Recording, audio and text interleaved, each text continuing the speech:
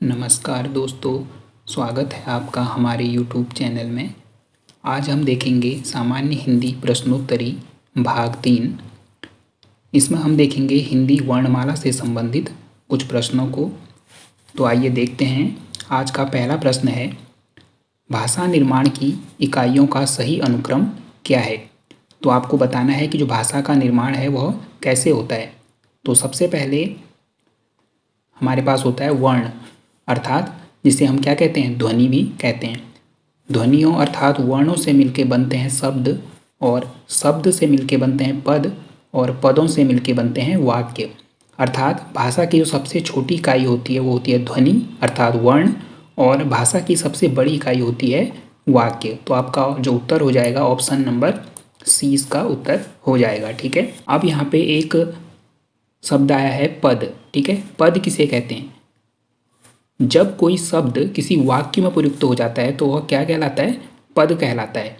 ठीक है, जैसे कोई एक शब्द है, जैसे हमने यहाँ पे क्या कहा, संख्या। ये संख्या क्या है? एक शब्द है। लेकिन जब ये इस वाक्य में प्रयुक्त हो गया है ये शब्द, अगर ये अकेले होता, हमने कहीं पर अगर संख्या अकेले लिखा होता तो वो एक शब्द कहलाता। लेकिन जब ये संख्या इस वाक्य के बीच में प्रयोग किया गया है तो ये क्या कहलाएगा? तो ये अपने आप में पद कहलाएगा। ठीक है, तो अब आइए दूसरा प्रश्न हम देखते हैं। भाषा की सबसे छोटी ध्वनि इकाई है। अभी हमने पहले प्रश्न में ही डिस्कस किया था कि जो भाषा की सबसे छोटी इकाई होती है वो होती है वर्ण। ठीक है, वर्ण को ही हम ध्वनि भी कहते हैं। इसके बाद देखिए अगला प्रश्न है, हिंदी के वर्ण लिखे जाते हैं। ये आप सभी को पता है कि जो हिंदी किस लिपि में लिखी जाती है, हमारी देवनागरी लिपि में। ठीक है, तो हिंदी हमारी लिखी जाती है देवनागरी लिपि में। यहाँ से आपको एक फैक्ट ये याद रखना है, जो देवनागरी लिपि का जो हमें पहला उल्लेख मिलता है ये गुजरात के एक राजा थे जयभट्ट। ठीक है, इनके शिलालेख से हमें सर्वप्रथम देवनागरी लिपि का उल्लेख मिलता है। इसके बाद अगला प्रश्न है, हिंदी वर्णमाला में स्वरों की संख्या कितनी है। अब देखिए हिंदी वर्णमाला में स्वरों की संख्या होती है 11। ठीक है, तो हिंदी वर्णमाला में स्वरों की जो संख्या हो जाएगी वो हो जाएगी 11। निम्नलिखित में से अनुस्वार का चिन्ह छांटिए। अब आपको यहाँ पे 4 चिन्ह दिए गए हैं और बताना है इनमें से कौन सा अनुस्वार है। आपको पता है जो हिंदी वर्णमाला में हमारे जो स्वर होते हैं, स्वरों में एक शब्द आता है अयोगवाह। अयोगवाह किन्हें कहते हैं? जो अनुस्वार और विसर्ग, ये 2 चिन्ह जो होते हैं इन्हें क्या कहा जाता है? अयोगवाह। और इसमें से जो अंक का चिन्ह होता है यानी ऑप्शन नंबर ए। ठीक है, ऑप्शन ए, अंक का जो चिन्ह होता है उसे अनुस्वार कहते हैं, और जो विसर्ग अर्थात ये जो ऑप्शन डी में जो चिन्ह दिया गया है इसे क्या कहते हैं? इसे विसर्ग कहते हैं। और ये दोनों ही क्या कहलाते हैं? अयोगवाह कहलाते हैं। तो क्वेश्चन नंबर जो 5 का हमारा उत्तर हो जाएगा ऑप्शन ए, अनुस्वार का चिन्ह ये होता है। ठीक है, अगला प्रश्न है, निम्नलिखित में से आगत स्वर कौन सा है। ठीक है, तो आगत स्वर हमारा हो जाता है आ। ठीक है, इसका उच्चारण औ की तरह होता है, तो ये हमारा आगत स्वर कहलाता है। अर्थात ये किसी दूसरी भाषा से हिंदी में लिया गया है, और ये कहाँ से लिया गया है? अंग्रेजी भाषा से लिया गया है। अब देखिए अगला प्रश्न है, आगत स्वर औ लिया गया है। ये देखिए ये प्रश्न आ गया, तो ये प्रश्न हमारा लिया गया है अंग्रेजी भाषा से। ठीक है, तो ये औ शब्द लिया गया है, ये कहाँ से लिया गया है? अंग्रेजी भाषा से। अगला प्रश्न है, ह्रस्व स्वर का चयन कीजिए। आपको पता है स्वर कितने प्रकार के होते हैं? 3 प्रकार के, ह्रस्व स्वर, दीर्घ स्वर और प्लुत स्वर। तो आप देखिए इसमें ह्रस्व स्वर हमारे 4 होते हैं। ठीक है, अ, छोटा ऊ, छोटा ई और री। ठीक है, तो जो री है ये हमारा क्या है? ये हमारा ह्रस्व स्वर हो जाएगा। आ निम्नलिखित में से कौन सा स्वर है?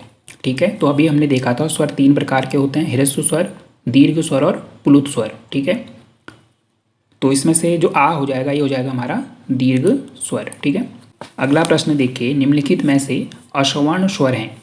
ठीक है, तो आपको बताना है जो अश्वर्ण स्वर है वो कौन सा है। अब देखिए ऊ, ये बड़ा ऊ है। ठीक है, छोटा ऊ और छोटा ऊ मिलके बड़ा ऊ बनेगा। ठीक है, ई और अ ये हमारे मूल स्वर हैं, लेकिन जो ओ है, ओ किसके से मिलके बनता है?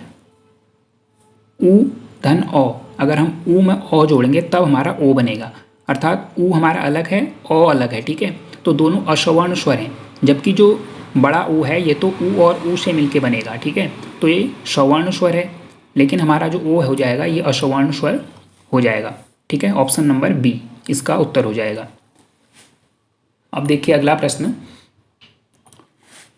ए और आई वर्ण क्या कहलाते हैं, ठीक है। ए और आई जो वर्ण हैं ये क्या कहलाते हैं। अब देखिए, ओष्ठ, कंठ, नासिक्य या कंठ तालव्य। अब आपको पता है ए और आई दो वर्णों के मेल से बनते हैं, ठीक है।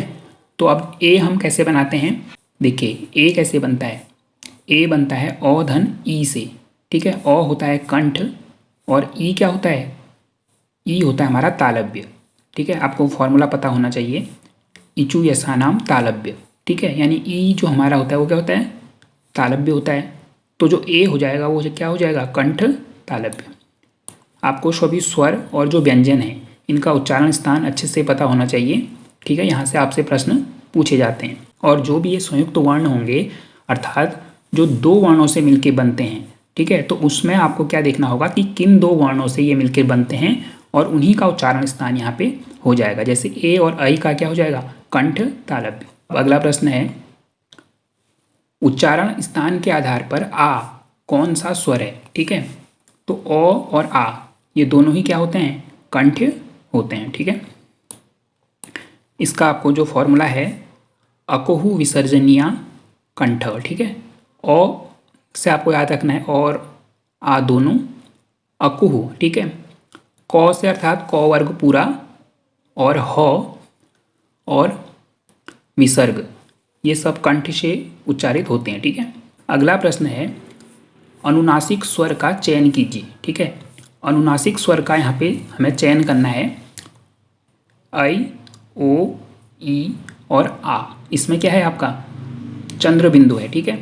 तो अनुनासिक स्वर क्या होते हैं, जिनके उच्चारण में हवा मुंह और नाक दोनों से निकलती है, उसे क्या कहते हैं, अनुनासिक स्वर। तो ये क्या हो जाएगा, आ आपका अनुनासिक स्वर हो जाएगा जिसमें आपका चंद्र बिंदु आता है। अगला प्रश्न है, जिन शब्दों के अंत में अ आता है उन्हें क्या कहते हैं। तो आप सभी को पता है जिन शब्दों का अंत अ से होता है उन्हें क्या कहते हैं, अकारांत, ठीक है। ऐसे ही अगर ई से होगा तो इकारांत, ऊ से होगा तो उकारांत, ठीक है। तो अब अगला प्रश्न है, निम्नलिखित में से कौन स्वर नहीं है, ठीक है। आपको बताना है कौन स्वर नहीं है। आपको पता है स्वर कितने होते हैं, 11 होते हैं। ए हमारा स्वर है, ऊ हमारा स्वर है, ओ हमारा स्वर है और ये यो जो होता है ये हमारा स्वर नहीं होता, ये क्या होता है, ये व्यंजन में आता है, ठीक है। अगला प्रश्न है, निम्नलिखित में से कौन सा पश्च स्वर है। अब आपको यहाँ पे पश्च स्वर बताना है जिह्वा के आधार पर, ठीक है। जिह्वा के प्रयोग के आधार पर स्वर हमारे 3 प्रकार के होते हैं, अग्र स्वर, मध्य स्वर और पश्च स्वर। और आपसे यहाँ पे पूछा गया है पश्च स्वर, ठीक है। तो मध्य स्वर होता है हमारा ओ, ठीक है। मध्य स्वर में केवल ओ आता है। अग्र स्वर में हमारा होता है ई ए आई, ये हमारे अग्र स्वर में होते हैं। और बाकी जो भी स्वर बचे वो क्या होते हैं, पश्च स्वर। तो इसमें क्या हो जाएगा, ई, ये तो हमारा अग्र स्वर में हो जाएगा और ये तो हमारा स्वर है ही नहीं, ये भी हमारा स्वर नहीं है, तो हमारा क्या हो जाएगा, आ हमारा पश्च स्वर हो जाएगा। अगला प्रश्न है, अनुनासिक का संबंध होता है केवल मुंह से, केवल नाक से, नाक और मुंह दोनों से, या इनमें से कोई नहीं। तो अनुनासिक का संबंध होता है मुंह और नाक दोनों से, ऑप्शन बी, ठीक है। अगला प्रश्न है, कंठोष्ठ ध्वनि का उदाहरण है, ठीक है, अर्थात जिसका उच्चारण कंठ और ओष्ठ दोनों से होता है। अब देखिए, एक तो हम इसको ऑप्शन से भी कर सकते हैं, देखिए उ, ई और आ ये क्या है, समान वर्ण के योग से बने हैं। देखिए बड़ा ऊ कैसे बनेगा, ऊ धन ऊ, बड़ा ऊ बनेगा। बड़ा ई कैसे बनेगा, ई धन ई, तो ई, तो इनका उच्चारण स्थान तो एक ही होगा, ठीक है। आ, ठीक है, आ आपको पता है, और आ क्या होते हैं, कंठ होते हैं। लेकिन जो ये औ है, ओ और औ, तो ओ और औ कैसे बने हमारे, ओ बना है ओ धन ऊ से, ठीक है। तो ओ बनेगा और फिर ओ धन ओ करेंगे तो तब औ बनेगा। अर्थात इसमें क्या हुआ है, ओ धन ऊ, यानी कंठ और ओष्ठ, ठीक है।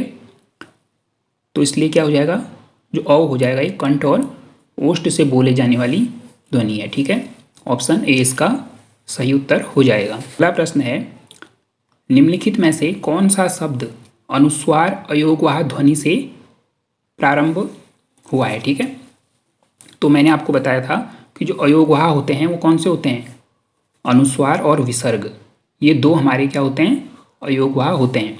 अब यहाँ पे पूछा गया है अनुस्वार अयोगवाह। ठीक है, अब यहाँ पे विसर्ग भी है और अनुस्वार भी है। देखो पंजिका, प के ऊपर क्या है, बिंदी है, तो अनुस्वार क्या होता है, अंक, अह बोलते हैं ना, तो जो अह है वो तो विसर्ग है और अंक यानी पंजिका। ठीक है, तो ये अनुस्वार हो जाएगा और ऑप्शन नंबर ए इसका सही उत्तर हो जाएगा। अनुस्वार अयोगवाह ध्वनि किस में है, पंजिका में। ठीक है, इस तरह से अगला प्रश्न है, देखिए निम्नलिखित में से विसर्ग अयोगवाह ध्वनि, पहले अनुस्वार अयोगवाह ध्वनि पूछा था, अब पूछा है विसर्ग अयोगवाह ध्वनि। अब देखिए विसर्ग अयोगवाह ध्वनि कौन सी है, विसर्ग हमें इसमें केवल एक ही में दिख रहा है। ठीक है, तो क्रमशः क्या हो जाएगा, इसमें विसर्ग अयोगवाह ध्वनि है। ठीक है, अगला प्रश्न है, हिंदी वर्णमाला में अयोगवाह वर्ण कौन से हैं। ठीक है, अयोगवाह दो होते हैं, अंक और अह। ठीक है, ये दो क्या हैं, अयोगवाह वर्ण कहलाते हैं। निम्नलिखित में से कौन सा अयोगवाह है, फिर से वही प्रश्न है। तो अयोगवाह देखिए दो होते हैं, अनुस्वार या फिर विसर्ग, और यहाँ पे अनुस्वार है नहीं तो हमारा उत्तर क्या हो जाएगा, विसर्ग। ठीक है, ऑप्शन ए। अगला प्रश्न है, निम्नलिखित में से वे कौन सी ध्वनियाँ हैं जिन्हें अयोगवाह कहा जाता है। फिर से वही प्रश्न है, अंक और अह। ठीक है, इसके बाद अगला प्रश्न है, हिंदी वर्णमाला में व्यंजनों की संख्या कितनी है।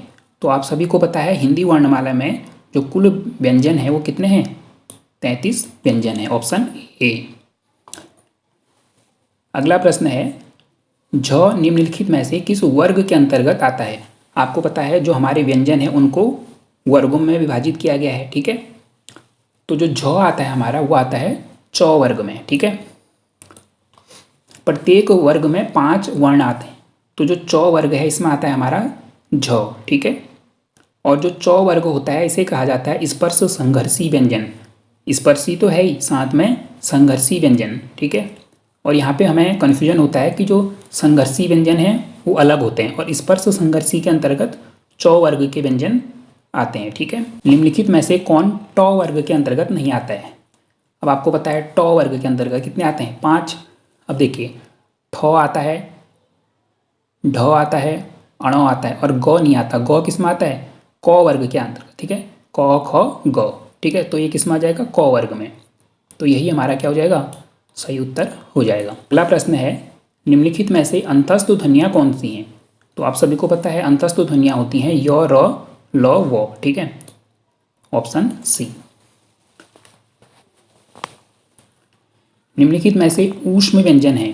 ठीक है, तो ऊष्म व्यंजन या इनको संघर्षी व्यंजन भी कहा जाता है, श और ह, ऑप्शन ए। अगला प्रश्न है, निम्नलिखित में से संयुक्त ध्वनि है, संयुक्त ध्वनि। ठीक है, अब इसमें से हमें देखना है कौन से संयुक्त व्यंजन है।